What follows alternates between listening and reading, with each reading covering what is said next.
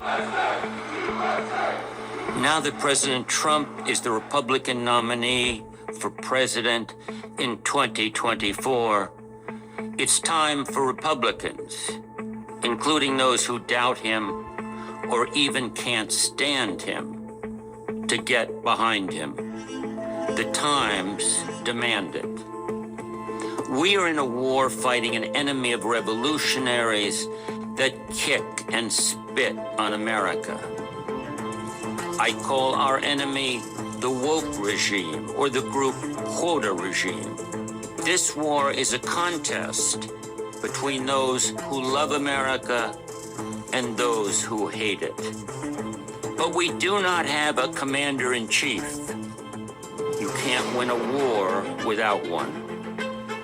We shouldn't much care whether our commander-in-chief is a real conservative, whether he is a role model for children, or says lots of silly things, or whether he is modest or dignified. What we should care about is whether he knows we are in a war, knows who the enemy is, and knows how to win. Trump does. His policies are important, but not as important as the rest of him. Trump grasps the essential things. He understands the group quota regime is evil and will not stop until it destroys America. He is a fighter, bold, brave, and decisive, who has confidence in himself and his country. Trump never apologizes for America. He rightly believes America is the greatest country in history. Trump says, in effect, we have our culture. It's exceptional, and that's the way we want to keep it.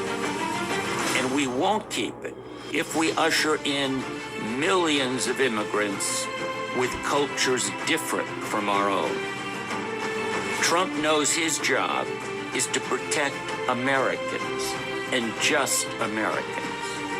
Protect them not just from enemies abroad, but from the woke globalists within. He knows that America does not need more diversity. It needs more cohesion. The woke radicals tell the Trump voters they are a threat to democracy. Think about that. They're saying you Trumpsters are a threat to democracy. The woke radicals also tell us ad nauseum that America is systemically racist. Trump knows this is deadly nonsense, and he says so.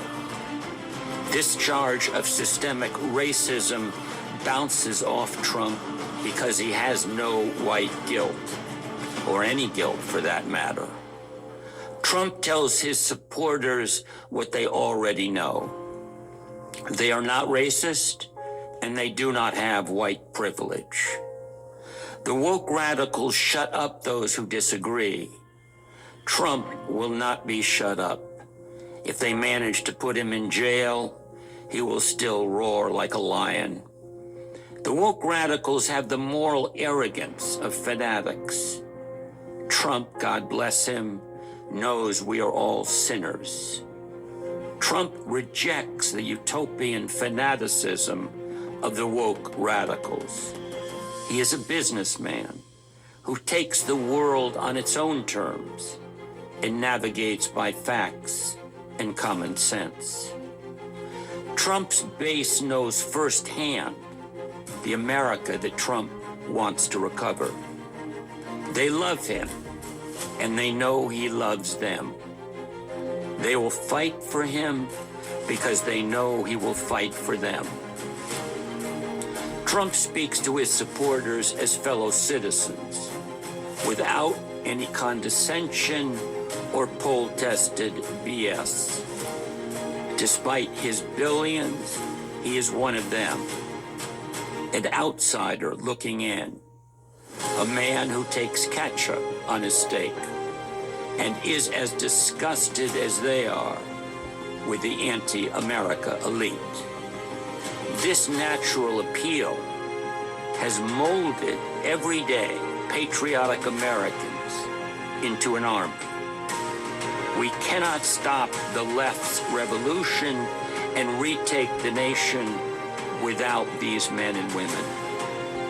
Unlike most conservatives, they will actually fight for America. But they follow Trump.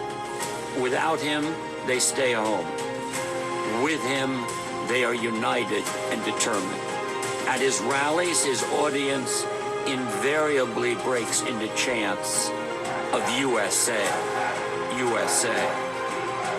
In these moments, Trump and his audience mutually pledge to each other their fidelity and their sacred honor. His enemies hate him with an indescribable fierceness. Another Hitler, they say. Elect him and he will be a dictator. We should take this hysteria as reason for hope. The America haters rightly fear that Trump and his party are on the threshold of a successful counter-revolution. Trump hates his enemies every bit as much as they hate him. His enemies are America's enemies. Trump is the most towering figure of our time.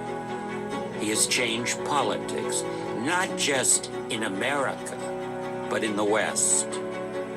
If we are to take back America, we need someone who is unmovable, who has proven that he can stand up against the immensely powerful army of woke modernity that will attack him with all its might. Someone who will go after the deep state without pity or compassion.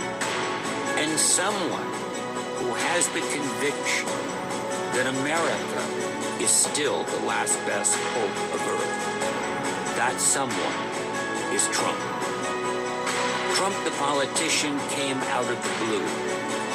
An unconventional commander against an unconventional enemy. Almost inconceivable as president at any other time, Trump fits this turbulent moment to a T. Is it too much to wonder whether the appearance of this most unconventional man is providential? Lincoln spoke of Americans as the almost chosen people. Trump gives us hope that the God who has never forsaken his almost chosen people will not do so now. Thank you.